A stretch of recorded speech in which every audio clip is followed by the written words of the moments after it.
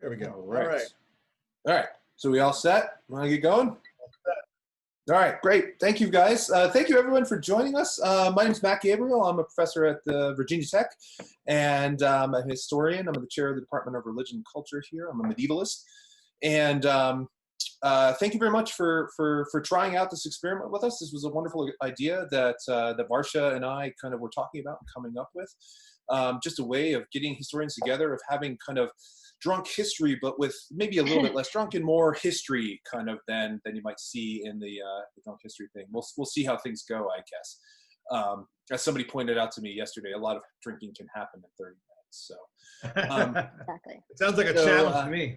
It does indeed sound like a challenge. Yeah. So this is also, one of the ideas behind it was not only to kind of get together with some friends virtually and talk about some things that we might not ordinarily be able to talk about, but also to raise awareness for some various charities. And so as we pointed out both on Twitter, and you'll get an email if you're here now afterwards, is that we encourage you, if you can, absolutely, is to donate to Feeding America, which is a food network of food banks for to serve people who are hungry during the time of COVID-19, but also the Minnesota Freedom Fund to help activists who are fighting racist violence and racist oppression in Minnesota right now.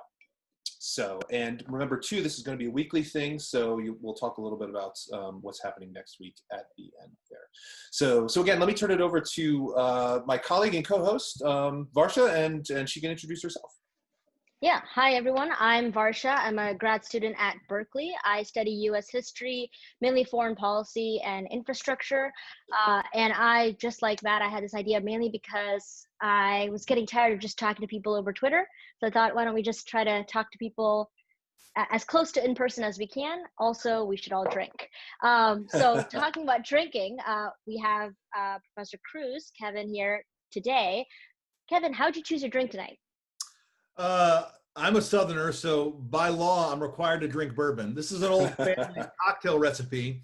It's called bourbon with one ice cube. And for people at home, grab a pen. You'll want to write this down. What you do is you put one large ice cube in a cocktail tumbler, and then you put about 3 fingers of bourbon in it, and then you enjoy. Yeah. Yeah. Or more, right? I mean, you can do more than 3 fingers. Or right? more, sure. I don't want to. Whatever you feel like. We're historians. We're not about rules here, right? It's just about break with the doing past. what we want. Absolutely. I found that bourbon for me is more of a summer drink, and so bourbon with ice, it's the best cocktail for this intense California heat. So yeah, I'm having Blanton's myself. Blanton's is a bourbon as well, and when I finish that, I'll probably have another bourbon. Yeah. Kevin, what are you drinking? Not Kevin. Matt, what are you drinking? I'm drinking Larceny bourbon. I felt like we should keep with the theme. And I'm more than happy to do that. As I was mentioning to some of you guys earlier, is that I decided when I moved to the South, I came from Cal, from Berkeley when I did my PhD. I moved to Virginia.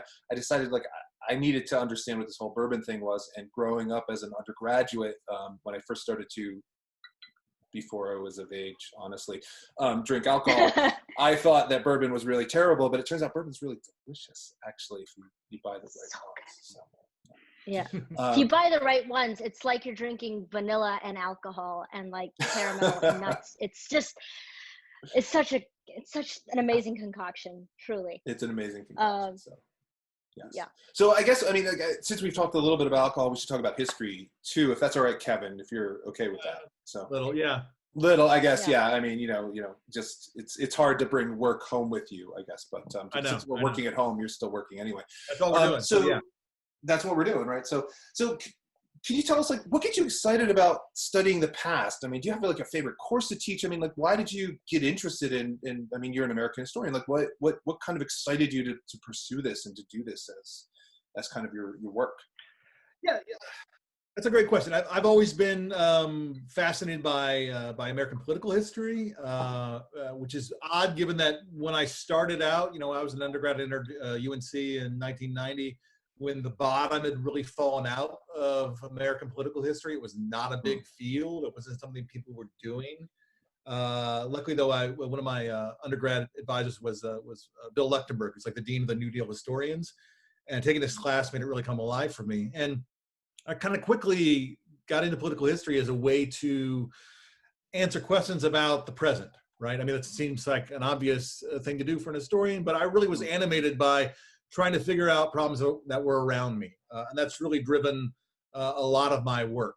My first book was really an effort to understand where white Southerners fit in the civil rights struggle, and a part that hadn't really been written about at that point. And my second book was I came up with in the middle of the Bush administration, trying to figure out what was going on with the religious rights and the claims they were making. And so it really has always been kind of questions about the present have fueled my interest in the past, really. Yeah. No, I think that's really common. I mean, even as a medievalist, right? I remember very distinctly, I was in graduate school when 9/11 happened, for example, and then there were all these kind of precursor hot takes. We didn't know to call them hot takes at the time, right? But hot takes about kind of analogies to the Crusades. And I ended up deciding, like, I need to know something about this. Like, this is really what kind of got me interested in that. So is that the same for you, kind of, Varsha? Yeah, so I studied dams, and the way I got into dams was I took a class on the history of development, and I read a piece by Lilienthal, who heads the TVA, and the way he was talking about India, Pakistan was very reminiscent of exactly what was going on at the time in India and Pakistan, and this conflict over water. And so the reason I study water and dams is very much attempting to understand the present and how we got to where we are today, especially considering the level of dam failures we see in the United States. I was just reading up on what happened in Michigan recently. And so understanding the present is really, really a big part of why people and why I study water history and why I study dams. I think it's essential to have some sort of a foot in the present to sort of ground yourself into why you're studying this type of history. Yeah, no, and I think you bring up a really great point too. And if I could throw this back to Kevin, is the importance of kind of a great teacher, right? Somebody bringing up a topic to you that you've never kind of encountered before. So, I mean, Kevin, you kind of mentioned this, in your response as well, but like when you're teaching, like do you have a favorite course that you kind of teach at Princeton now? Yeah, I mean, I teach a variety of different courses, and so my bread and butter course is my big lecture course, which is it's an awkward set of dates. It's 1920 to 1974. Which I don't think anyone else in the world teaches. Okay. But I like it. It's mid-20th century U.S. history, and so I get to teach, from the 20s and the Depression of a New Deal, World War II, the 50s, the Civil Rights struggle, the 60s, on up through Watergate. That's a lot of fun. But my favorite one is actually a course that I took over. It was built up ages ago by Dan Rogers and Sean Valence. It's got a boring name. It's called Approaches to American History, but it's not an historiography course. It's actually a course in which we, every month, we do a deep dive onto a particular topic. So 3 topics, and they rotate by the offering. But the last time I did it, it was the Little Rock desegregation crisis, the Dawes Act and Native American policy, and the Salem witch trials. And so we just spent a month on these topics, and it's the exact opposite of a lecture course in which I maybe give 1 lecture or 2 lectures in the semester, and instead the students are given this pack of primary documents like a phone book, and they have to slowly work their way through it. So it's a real delight. I'm an archive rat. It's a real delight to get to watch undergrads kind of experience that for the first time. It's in a kind of a carefully managed way. They're all sophomores, but they're all usually very bright. Kind of as a self-selecting group who takes this course, and it's just really a lot of fun to kind of watch them puzzle through documents, at the same pace we would. It's great. Yeah, the first 2 classes I ever took in undergrad were the first half of the U.S. Survey with Brian DeLay and the second half of the U.S. Survey with Robin Einhorn. And so the way they teach the class is very different from what anyone would expect. So much so that I think back in like 2008 or something, Rick Santorum claimed that Berkeley doesn't teach real history. Right. So the way that DeLay teaches it is he spends weeks and weeks on Native Americans and teaches it as like the history of North America. And so you really get into the colonial conflict between the European powers. And the best part about Einhorn's class for the second half of the U.S. Survey is all of the reading is just primary sources. You get this giant book of like 500 pages of primary sources. If you read the whole Red Record from Wells. And so it was like one of the best semesters ever. And then the final paper is you have to go to the Bancroft and find primary sources yourself and try to write a research paper. Right. And so I think that's the best part about taking history in undergrad, is if you have a good professor who are willing to like expand your knowledge of not just the normal survey, but how to actually do history. That's how you get people really hooked on it. There's something absolutely intense, even as a medievalist, like giving them a translated 12th century chronicle and seeing an engineer's eyes light up when you ask him, like, well, what do you think? What do you think is actually going on here? You know, and they're like, what? You want to know what I think? It's like, yeah, like you've read the text. Right. Like, what do you think? What do you think is kind of going on here? And it's really amazing. So, yeah. Yeah. Well, I mean, while there is a lot of good history out there, there's also a lot of bad history. So Kevin, what's like the worst movie or book about your research that you've ever seen? And was it a delight or more torture to read it or watch it? I mean, the worst, if I take my field as mid-20th century U.S. history, the worst movie about that has to be the movie Pearl Harbor. Really? Okay. By the end of that movie, I was rooting for the Japanese. It was really, I'm kind of a civil rights and politics historian, and so I'd have to say it's actually a good movie, but it's horrible history. Mississippi Burning. I was wondering if you were going to say that. Yeah. Okay. And I love so many people in it. It's got Willem Dafoe and Gene Hackman, and it's fantastic. But it takes the murders of Schwerner, Cheney, and Goodman, this kind of iconic moment in the civil rights struggle, and it completely gets the history wrong. The FBI are these liberal crusaders who are out to do the right thing,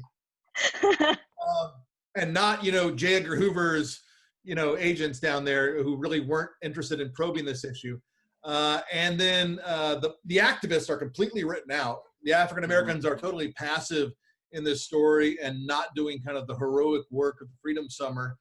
And then even the good people in the government, I'm writing about John Doerr now in my new project, who actually prosecutes the case, does some great stuff down there. Again, totally sidelined. It's these these great FBI agents who are the white saviors who come down and save the day, and it's completely wrong. And again, love Dafoe, love Hackman. The movie's well done, but it's horrible history. So is it, just as a question, like kind of following up, like, is it a useful movie though? Like, do you ever use it to kind of as an entry point? I mean, like, not that, our students necessarily have ever seen that because it's an old movie and it's not on YouTube or anything like that. But like, is it still kind of a useful kind of teaching document, do you think? I mean, it misrepresents a lot about the South. The one thing it gets right is actually, I think, Stephen Tobolowsky plays basically the head of the Citizens Council. And I thought it does a good job of that one point, which is something that largely gets written out of usual civil rights stories. It's largely, you have the Crusader protagonist, again, usually white Southern, against the obvious racists of the Ku Klux Klan. And it's kind of divided like that. And what I did like about that movie, given that it came out in '88, it's kind of surprising, is that Tobolowsky plays this Citizens Council person, and you can see the respectable white racist who are kind of propping up the power structure. So that part's good. I never use it in teaching, and I use a lot of films, but I usually use films that are bad in a different way. Like, so when I teach Vietnam, I use John Wayne's Green Berets, which I love. Okay, yeah. Because the beauty of Green Berets is that it was basically sponsored by the Johnson administration, right? And it sets up the administration's rationale for Vietnam beautifully. There's a scene early on in the movie where David Johansen, star of The Fugitive, plays a cynical reporter who comes in and is questioning the Green Berets about why are we in Vietnam? And the answers these Green Berets give back are perfect Johnson administration rationales about the international communist conspiracy, global politics, we're helping liberate the Vietnamese people, they're good people fighting for democracy, on and on and on. And it's this nice tight window, and it's like a 4-minute scene that beautifully captures this moment. And I use this in the Vietnam lecture I give as a transition piece between 1965 when the movie starts and 1968 when it comes out, right? And so it takes 3 long years for this movie to come out. And this thing that had seemed perfectly plausible in 65, by 68, post-Tet, it's just a laughing stock, right? So it shows the way in which those points the administration was trying to make age really badly, really quickly. Yeah. I mean, follow-up question, do you ever use All the President's Men as in your classes, or is that just more of a fun movie for students? It's more of a fun movie, yeah. And again, I love All the President's Men, a great movie. The problem with All the President's Men, though, is that it makes Woodward and Bernstein seem to be the end-all and be-all of the investigation, right? You know, John J. Sirica, the judge who cracks open the Watergate burglaries, is nowhere to be seen. The Senate, the House, the Patman Committee, and none of these people are in there. It really is kind of crusading journalists who do it all on their own, and that's it. So no, I don't teach with that one. Yeah. So I mean, this is another follow-up to like the worst movies. Like one thing that's happened very recently, I would say, even before the current president was elected, is we see a lot of bad history. You know, shallow analogies, bad history, not just on Twitter, but also on TV, on cable Twitter, news. really? No. Yeah, yeah. Can you believe that? I should look into that. Yeah. You should look into that. That's right. Besides the retort, you know, Republicans freed the slaves, there's like a lot of just general bad history of people being like, this is the worst it's ever been, and a lot of things. How do we get away from bad history? You know, what can historians do to help? Not just historians who already have a public profile like you, but historians who are teaching all the way from colleges and universities all the way down to high schools. What should we be doing to help? I mean, there's a lot we can do. One is to push back against these kind of facile takes when we can. And there's a real tendency, as horrible as the world is right now, there's a real tendency to kind of get into hyperbole and claim that this is the worst it's ever been. Again, you know, there was a period in this country's history where half the country was killing the other half of the country. We had a literal civil war. Pretty bad. Yes.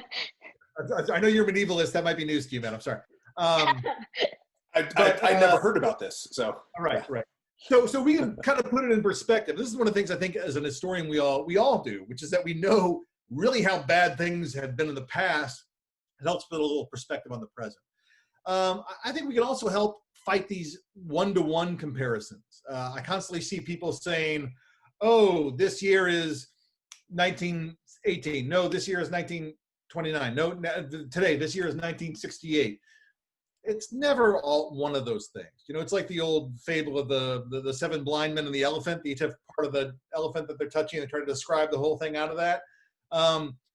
It's all of those things together. On Twitter, I call this disaster Voltron is what we're living through. We've got pieces of all those past years. The lion Voltron or the space Voltron? That's important. I'm gonna say lion Voltron, I think. That's the correct answer because that's the only good Voltron. Thank you. Okay, go ahead. I didn't realize they're gonna be tested here. But so it really is, it's a combination of all those things, right? So we can draw on the past, but I think we need to remind people that it's not a perfect repetition. You know, history doesn't repeat; it rhymes a little.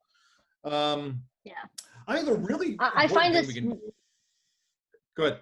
Oh, I just find this really important in like applied history. So there are like departments across the country that are attempting to get historians to work in policy arena, right? And so when you're attempting to use history to work in foreign policy or public policy, you really want to shy away from these like one-to-one analogies, and you want to look at how contingency is more important. And I think, you know, your talk about Mississippi burning and All the President's Men makes a good point. Like there's so much of the story that's left out when you attempt to generalize or make an analogy or be didactic about it. And I think that's it's a really good point about that. Go on. And I think a way around that is again what I try to do when I do a Twitter thread, which is really just to bring the sources, right? And so I find, and again, it's how I teach. I teach with primary sources whenever possible. Because I'm often teaching on touchy subjects that people have. They come in with you know, preconceptions about them, right? And they have their own politics they bring to bear. And so it's much easier to leave the jargon aside and the preconceptions if you force them to just look at the actual evidence. I think that's something that we can all do, and a lot of historians on Twitter do, is provide that kind of that primary source material to the public. And we can interpret it, we can put some context for it. But ultimately, I think just getting that material out there, it really does a great deal of good to show that it's not as simplistic as the kind of bumper sticker history a lot of people are offering is. History is much more, it's messy, right? It's about conflict, it's about confusion. And ultimately, I think that ultimately helps people feel a little bit better about their own time when they're feeling confused and conflicted and not quite having a clear sense of things. It's to know that the past was just as messy and muddy as the present is. I think I love that you made that connection too between kind of the engagement that you do on a much larger scale than either Varsha or I do on Twitter with teaching, right? Is that it's the same kind of engagement, just in a different media. And the fact that, trying to bring to the audience or to the publics that we're talking to, regardless of kind of the medium that we're doing that, the primary sources, and saying like, listen, like, this is here. Like, listen, let's talk about what's here. And there's better ways and worse ways to kind of interpret this. But, we can talk about this and we can participate in the production of knowledge around these things. I think that's a really critical thing that some of our colleagues have kind of shied away from, but I think is really, really useful and interesting and important in this particular moment. Yeah. Yeah. So I think kind of transitioning there is that, the other thing that we as kind of professional historians, if you do, is not just kind of teaching, but is also kind of the research, which I think is sometimes it's bifurcated in really unhelpful ways, but I think it is interesting to think about it in different senses. Sometimes is like, do you have a publication that you're particularly proud of, like maybe something that you're working on right now, or something that you published a while ago that really, you really kind of like something just a kernel of something that you were able to put out there in the world that you were really kind of happy about? Your books are like your children. You love them all. And you're not supposed to have a favorite, but you do. But you do. Hang on, my kids are downstairs. I would say my favorite of the ones that are out, I think, would probably still be White Flight. I think your first book is the one you pour your early passion and your interest in. Also, given that you write it as a graduate student, I know graduate students don't feel this way, but you have such less demands on your time that you can just focus entirely on that project. I had 2 years in Atlanta. That was all I was doing, right? I mean, professionally, but also personally. I was still, I was 26 and single. I could just work on that. And so I kind of poured my heart into that project. And for me, White Flight has really been interesting because it came out and it was received well, visited, because, I talk about some of the early, I talk about the first neo-Nazi movement in the country. I talk about the Klan and white supremacy, things that have come resurging back. So it's been interesting to see people. I talked more about that book in the last year than the last decade before it. So that, I think, would be my favorite that's out. I really am, and I know people say this, I feel like I'm on like Letterman or something, like hyping the new movie, but I really am excited about this new project I'm doing on John Doerr and the Justice Department, just because the archive has been amazing. I mean, it's 250 bankers boxes of rich, detailed material, and it's just every day I was in the archives, and I spent about 1.5 years in there. Every day was just some new discovery. And it really, it got me excited like nothing had got me excited in a long time. And I'm really, right now I'm kind of sorting my way through it, and it'll be a while, I think, with the coronavirus before I get this book out. But I'm really excited to kind of share these findings with people. So, in a couple of years, I'll say that, but for now, I'll say White Flight. My eldest child is my favorite. Do you mind talking a little bit about kind of your new project too? Because I'll share something is that Kevin came down to Virginia Tech and gave a talk, and I was there in the room when he was kind of talking about his new project, and the students were just kind of leaning in as he was talking about it, like, because they were just like getting so enraptured as he was showing. So do you mind just kind of telling us a little bit about this new project? Do I mind talking about my own work? No, I'm at a store. Yes. Yeah, so this new project, it's called, I'm calling it The Division, John Doerr, the Justice Department, and the Civil Rights Movement. And John Doerr was basically the point man for the federal government for the civil rights movement. He was the first assistant in the Civil Rights Division, later wound up heading it in the Johnson years. But through Kennedy and Johnson, he's basically as Obama said when he gave him the Medal of Freedom in 2014, he was basically the face of the civil rights movement, the face of the federal government to the civil rights movement, the face of the civil rights movement to the federal government. And he is present at so many major events. When I describe this to friends who aren't historians, I describe it as Forrest Gump or Zelig. I mean, he's at the Freedom Rides in Montgomery when John Lewis is getting beaten. He spends the night with James Meredith at Ole Miss when they integrate that. The stand in the schoolhouse door with George Wallace, he's there. The Selma to Montgomery march, he's a mile ahead of them in a car kind of clearing the way. He helps draft the Voting Rights Act and implement it. He prosecutes Mississippi Burning, that trial. He prosecutes that case. He prosecutes the killers of Viola Liuzzo. He pioneers all these voting rights cases across the South. He's this kind of amazing figure who's everywhere across the civil rights movement. And yet because he didn't really seek out fame, he's not really prominent in the civil rights literature. Civil rights historians know the name, but he's not, I think, as big as I think he should be. And so with this project, I want to do a couple things. One, I think his papers are amazing, and they're going to give a lot of incredibly new revelations about civil rights events we think we knew. So the integration of Ole Miss is one that I think is going to, the stuff I found is going to blow people's minds. He's got in his papers FBI interviews with just about every single person who was in Oxford, Mississippi that day. Students, faculty, administrators, local cops, feds, on and on. And it's just a level of rich detail that describes the riot and the events around it. There was a plot to assassinate James Meredith that apparently was hatched by the Mississippi State Highway Patrol. Yeah, it only gets called off. It's called off when the governor basically says, this would be bad for us. Don't do this. And so the level of detail I found is really remarkable, and it's that across the board. And so I'm really excited about that. But also I think it's going to let me offer a slight reconceptualization of the way in which we consider the civil rights struggle.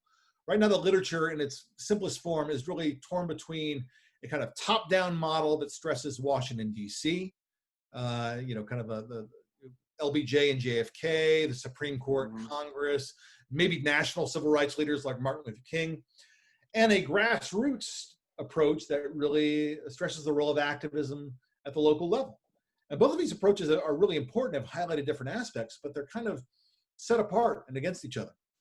And what John Doerr let me do will be to really tie these two together and to show the way in which the federal government, certain agents of it, linked these movements at the grassroots with these institutions at the federal level. It's also going to let me, I think, talk about the partisan realignment of the 1960s, something I talk about on Twitter a lot, and in interesting ways, because John Doerr was a Republican.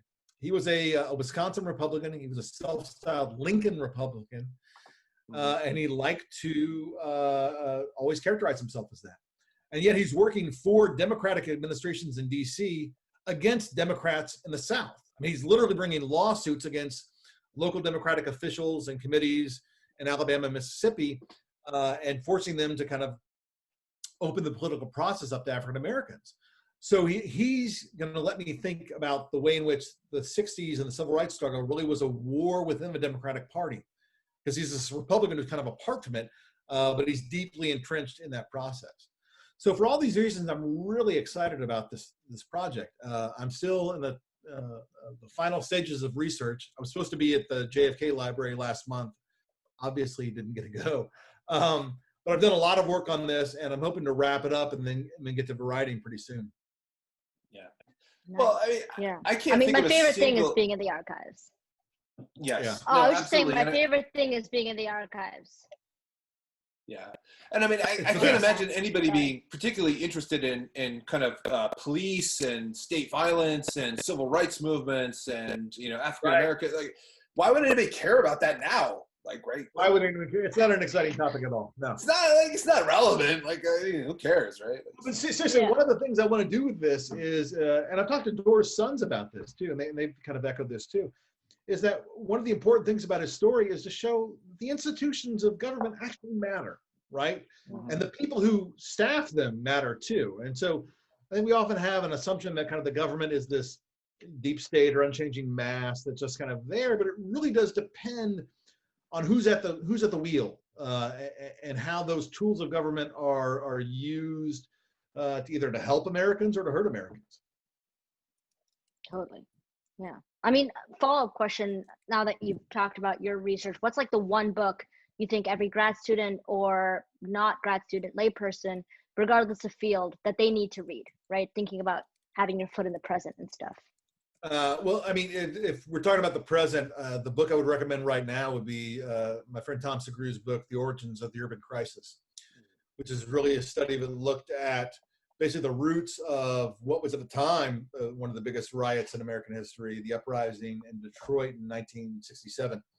And Tom does a phenomenal job there of really showing 2 decades of both economic and political and civil rights struggle in the city of Detroit, and people who thought this riot had just kind of come out of nowhere to really show the way in which institutionalized racism and structural inequality had really led to that point. And so I think it's a great book of kind of a strong explanatory power. Totally. That's fantastic. Unfortunately, we're just about out of time, and I don't want to keep Kevin or Varsha for that matter. So let me just first of all thank you, Kevin, for joining us here on our first Drinking with Historians.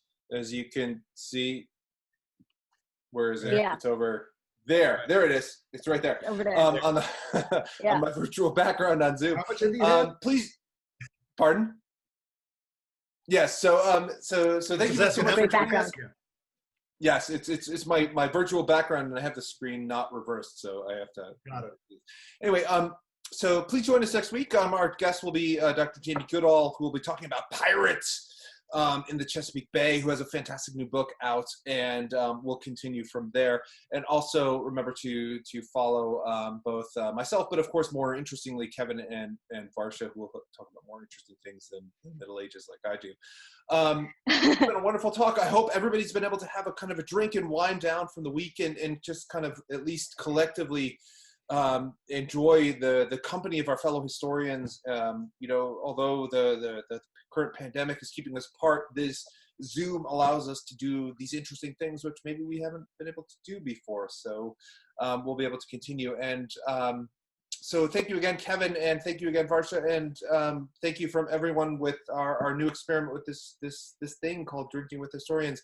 We'll post this video on YouTube afterwards, and other than that, I guess enjoy your last drink, and cheers, everyone. Yeah. Cheers. Thanks for having me. Thanks for everyone for watching. Take care out there. That's great. Bye. Woo.